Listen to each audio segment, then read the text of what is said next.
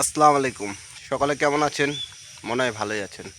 তো যাই হোক, কথা হচ্ছে কি যে আমাদের এবার কিন্তু কোরবানিটা ঠিক আছে ভালো হচ্ছে না।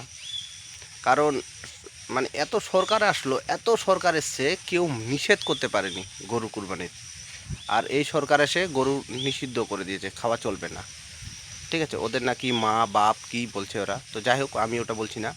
তো আমরা কিন্তু গ্রামের লোক এবং কি শহরের লোক প্রায় খাসি আমরা কিনে নিয়েছি, খাসি ছাগল যার যেটা জুটেছে। ঠিক আছে, কেউ করবে না, কারণ ছাগলের দাম প্রচুর, ওই জন্য কেউ করবে না।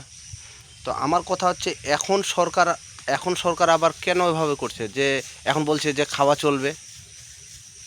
কারণ জানেন? কারণ হিন্দু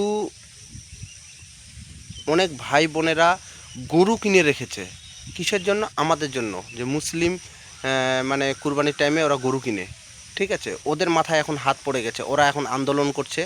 তার জন্য এখন সরকার বলছে যে এবার করো। তো এবার করব, সামনে বার করব না। তো কি দরকার আছে? করবই না আমরা। ঠিক আছে, করবই না।